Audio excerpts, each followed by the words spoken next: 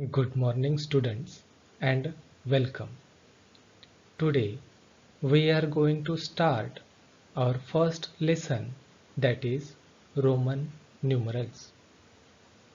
Last year, you have already studied Roman numerals. This year, we are going to study different rules of Roman numerals and how these Roman numerals are formed that we have to study. प्यारे विद्यार्थियों, पिछले साल आप Roman numerals यह lesson पढ़ चुके हो। इस साल हम रोमन न्यूमरल्स किस प्रकार तैयार होते हैं, उसके रूल्स क्या है, यह सीखने वाले हैं।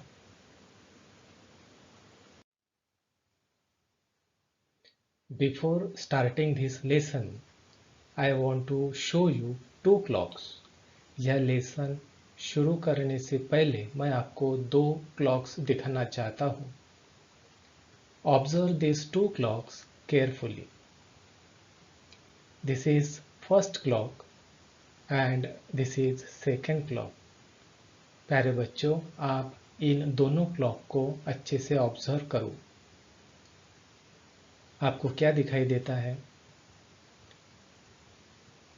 In the first clock, numbers 1, 2, 3 up to 12 are used to show the time, whereas in the second clock, I,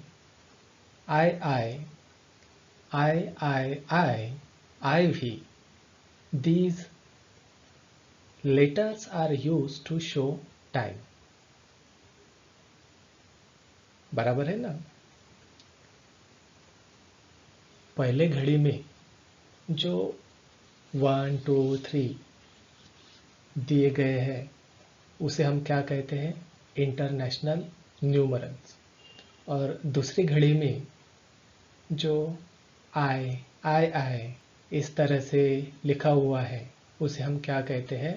Roman numerals. In Europe, in the old times, Roman capital letters were used to write numbers. My dear students, I know now you all want to know how these Roman numerals are constructed. मुझे पता है कि अभी आप सभी विद्यार्थी जानना चाहते हो कि यह रोमन न्यूमरल्स किस प्रकार से तैयार होते हैं, किस प्रकार से बनते हैं। Let's see how these Roman numerals are constructed. Before constructing Roman numerals, we must know following basic things. Roman numerals तैयार करने से पहले हमें कुछ बेसिक बातें पता होनी चाहिए। उसमें से पहली बात है, first thing is we must know the symbols for standard Roman numerals. कुछ स्टैंडर्ड रोमन न्यूमरल्स हैं, उसके सिंबल्स क्या है वे हमें पता होने चाहिए। उन स्टैंडर्ड रोमन न्यूमरल्स की मदद से हम बाकी के सभी रोमन न्यूमरल्स तैयार कर सकते हैं। और दूसरी बात है रूल्स। हमें रूल्स पता होने चाहिए, different rules that are used to construct Roman numerals. First, let's see symbols for standard Roman numerals. सबसे पहले हम symbols for standard Roman numerals देखते हैं। In Roman numerals I stands for 1. I का मतलब होता है 1. V stands for 5. V का मतलब होता है 5. X stands for 10. X का मतलब होता है 10. Similarly, इसी प्रकार से L stands for 50. C stands for 100. D stands for 500. And M stands for 1000. My dear students, remember there is no symbol for zero. मेरे प्यारे बच्चों, रोमन न्यूमरल में ज़ीरो के लिए कोई भी सिंबल नहीं दिया गया है। इसे आप सभी विद्यार्थी ध्यान में रखेंगे। My dear students, now we are going to study rules to construct Roman numerals. प्यारे विद्यार्थियों, अभी हम रोमन न्यूमरल्स के कुछ रूल्स पढ़ने जा रहे हैं। उसमें से जो पहला रूल है उसे रूल ऑफ रेपिटेशन भी कहते हैं। First rule is also known as rule of repetition and this rule is related with I and X. पहला नियम आई और एक्स से संबंधित है। Now I am going to read this rule, you listen it carefully. If either of the symbols I or X is written consecutively 2 or 3 times, their sum total is the number they make. अभी मैं इसे आपको explain करता हूँ। My dear students, I have already told you that this rule is related with I and X. We know the value of I is 1 and value of X is 10. X का मतलब 10 होता है और I का मतलब 1 होता है। यह हम लोग पहले ही पढ़ चुके हैं। This rule states that, यह रूल हमें बताता है कि if either of the symbols I or X is written 2 or 3 times consecutively, अगर I या X यह रोमन न्यूमरल्स 2 या 3 बार लगातार, कॉन्जिक्यूटिवली का मतलब क्या होता है? लगातार लिखे जाते हैं, तो जो नया सिंबल तैयार होता है उसकी वैल्यू कितनी होती है, यह निकालने के लिए हमें क्या करना पड़ेगा? We will have to add or make some of their values. हमें उनके वैल्यू की एडिशन करनी पड़ेगी और जो आंसर आएगा वह उस नए सिंबल की वैल्यू होगी। आप सभी बच्चे होशियार बच्चे हो और आप सबको एडिशन करना आती है।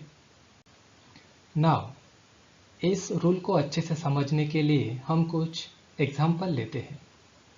उसमें से पहला एग्जाम्पल है आई। यहाँ पर आप देख सकते हो कि आई 2 बार लिखा गया है। Here I is written 2 times consecutively. और हमें पता है कि I की वैल्यू कितनी होती है? 1. I की वैल्यू कितनी होती है? 1. और इस दूसरे भाई की वैल्यू भी कितनी होगी? 1. और according to this rule, if I or X is written consecutively, then we will have to add their values. यहाँ पर I को 2 बार लिखा गया है, इसलिए हमें क्या करना पड़ेगा? I की वैल्यू को ऐड करना पड़ेगा। चलो ऐड करते हैं। ऐड करने के बाद आंसर कितना आता है?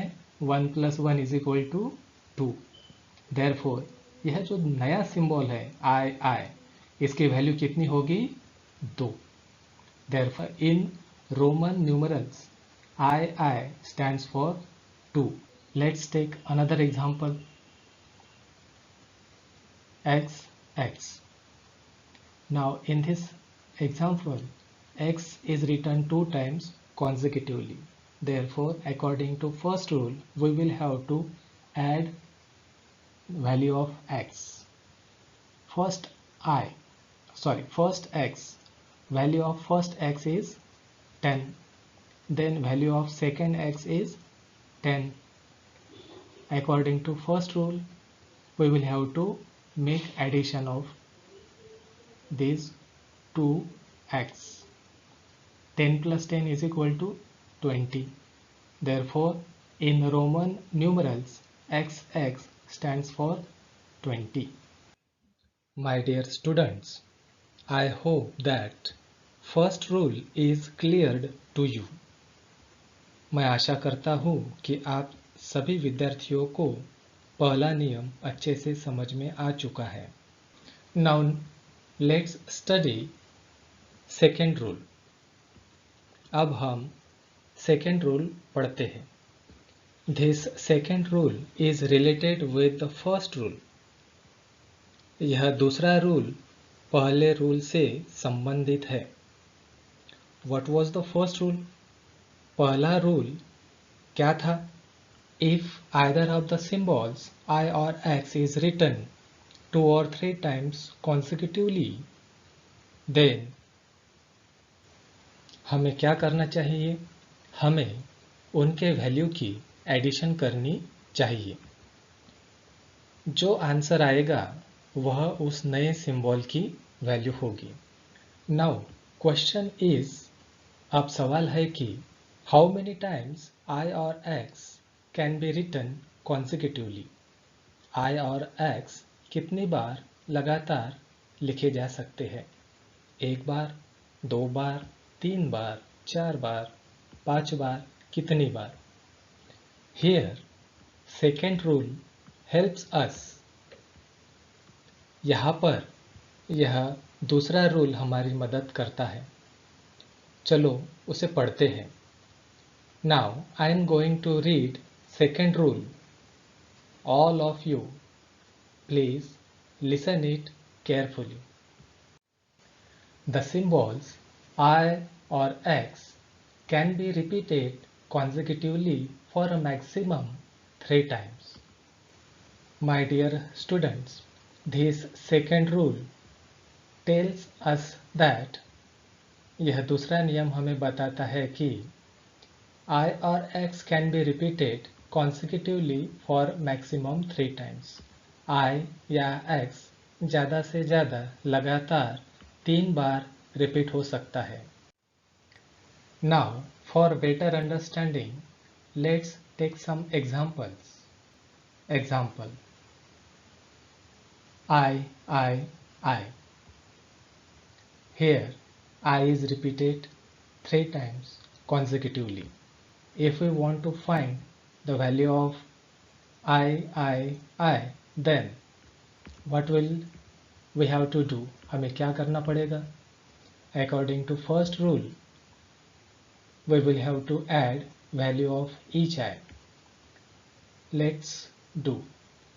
See here, जो पहला I है उसकी वैल्यू है 1, दूसरा I है उसकी वैल्यू है 1 और तीसरे I की भी वैल्यू है 1। और अकॉर्डिंग टू फर्स्ट रूल हमें क्या करना पड़ेगा? यहाँ पर सबकी एडिशन करनी पड़ेगी। 1 + 1 2, 2 + 1 3। So I stands for 3. In Roman numerals, I stands for 3. Remember, here I is repeated 3 times. We cannot write I 4 times. This is wrong. Let's take another example. X. Here value of first X is 10 and value of second X is 10. Value of third X is 10. According to first rule, we will have to add all these values. 10 + 10 20, 20 + 10 30. So X stands for 30. Here X is repeated 3 times. यहाँ पर X 3 बार repeat हुआ है। हम X को 4 बार नहीं लिख सकते हैं।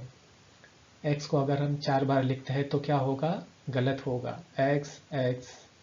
X is wrong. Note, V is never repeated consecutively. जैसे हम I और X रिपीट कर सकते हैं ना, उस तरह से V को हम कभी भी रिपीट नहीं कर सकते हैं। For example V, this is wrong, क्योंकि यहाँ पर V को हमने 3 बार रिपीट किया है। So this is wrong. My dear students, I hope with the help of these three examples, second rule is clear to you. Thank you.